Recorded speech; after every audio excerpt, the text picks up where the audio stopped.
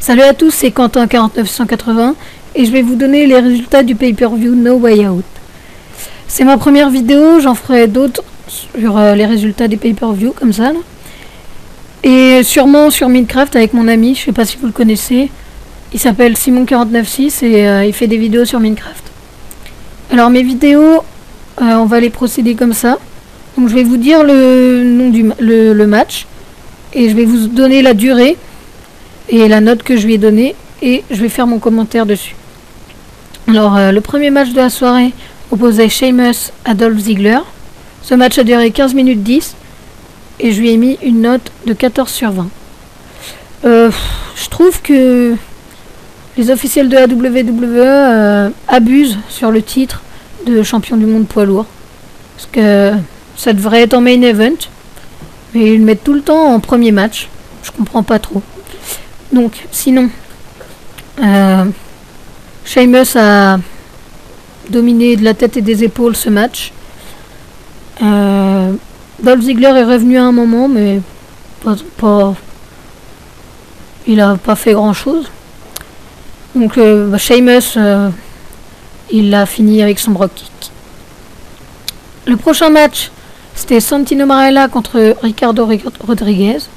C'était un tuxedo match, c'est-à-dire un match où il faut déshabiller son adversaire. C'était un match, ils n'auraient pas dû le mettre, parce que ça servait à rien. Il n'y a pas eu de catch.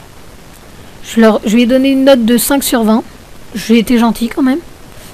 Il a duré 4 minutes 25 le match. Et j'ai rien à dire là-dessus parce que c'était vraiment minable.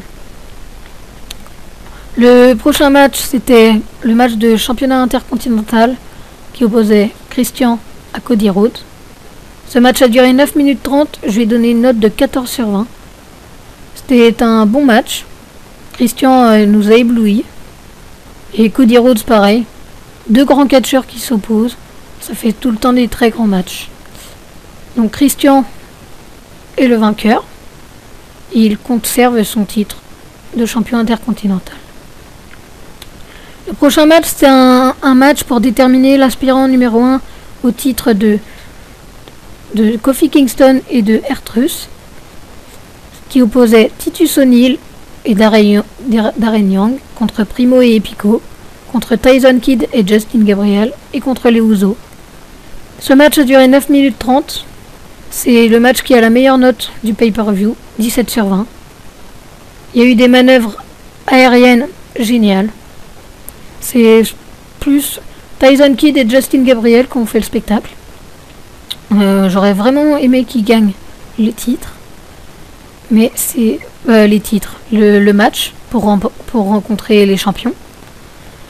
C'est Titus O'Neil et Darren Young qui ont gagné, donc ils affronteront les champions. Je ne sais pas quand encore, on verra bien.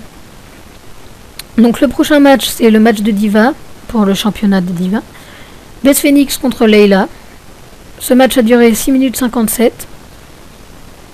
Je lui ai mis une note de 12 sur 20. Parce que c'était un match de Diva, quoi. Comme d'habitude, c'est pas super.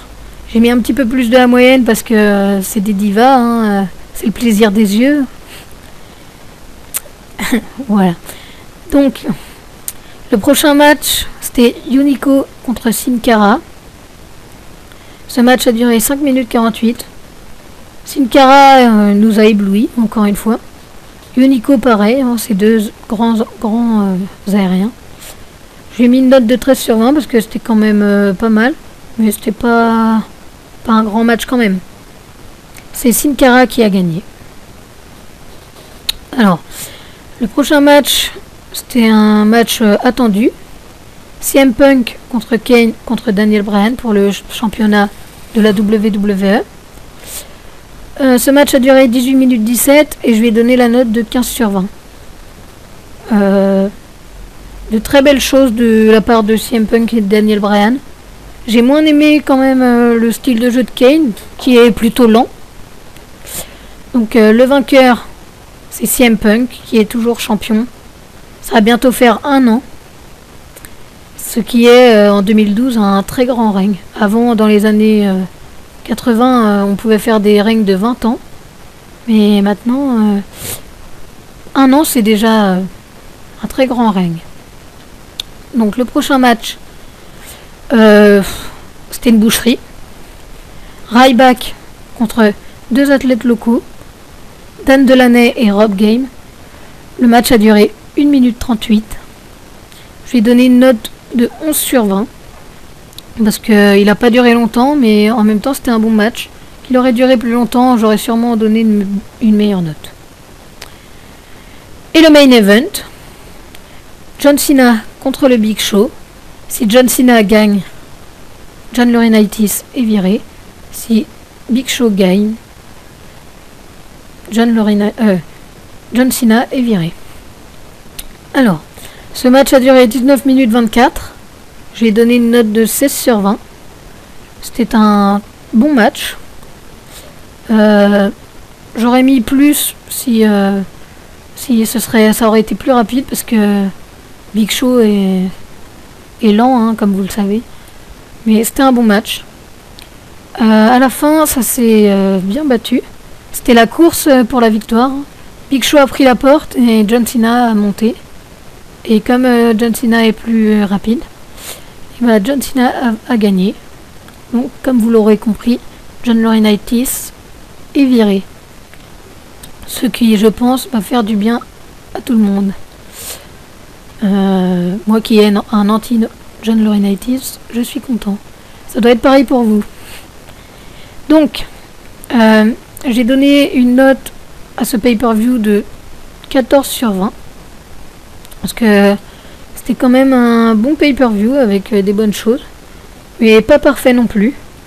Il y a eu des matchs qui ont vraiment fait baisser la moyenne. Comme le match de Santino Marella contre Ricardo Rodriguez. Mais c'était un bon pay-per-view dans l'ensemble. On se donne rendez-vous le 18 juillet pour le commentaire sur Money in the Bank, le prochain pay-per-view de la WWE.